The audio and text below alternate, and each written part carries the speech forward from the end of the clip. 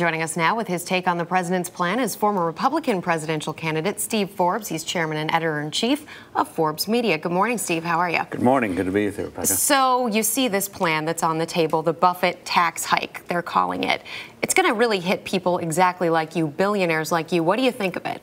Well, if Warren Buffett wants to pay the same tax of the people who work for him, then he should pay himself the same net salary of the people who work for him. Most of his income apparently comes from dividends and from capital gains. And if you raise the tax on capital gains and dividends, you're going to get less capital creation. We tried this in the 1970s. It led to a disastrous decade, one of the contributors to that. So instead of trying to punish people, why not create an environment the way Reagan did and ultimately Bill Clinton did, of having people put risk capital to work and create jobs? You've got Lindsey Graham, Paul Ryan, quick to come out yesterday after hearing the preliminary reports of this plan, to call this class warfare. Do you agree with that assessment? He's trying to say the rich are the problem. If we get rid of the rich or tax them more, everything will be well. I think the American people know that's not going to work. You've always advocated, though, for a flat tax. And right now what you see is a differential between the very rich paying 15%, the middle class paying 25%. Well, why not even out the playing field? Let's make it very clear.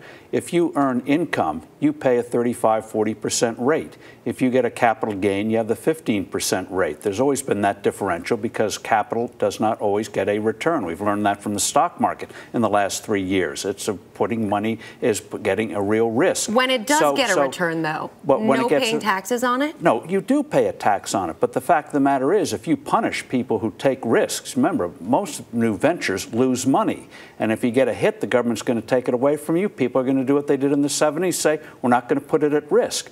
So what I've advocated, and what I hope we get after 2012, is get rid of all the deductions, have a low single rate, have generous exemptions for adults and for children, so a family of 4 pays no federal income tax on their first $46,000 of income, then only 17% above that. Truly simplify the code. This looks like the beginning of another rancorous debate in Washington. And after what we saw, I think it's going to be a positive debate if we ultimately simplify the tax code. But do you think that's going to happen, though? Yes, after 2012. I think there'll be a mandate for it. Even the president's making noises about it, so the public is shifting in the right direction. And final question for you real quick. With Warren Buffett, with the Buffett plan, and with him speaking on behalf of billionaires, I mean, the Treasury does have a program, Gifts to the U.S. Would you prefer him just writing a check rather than bringing you all into the fold?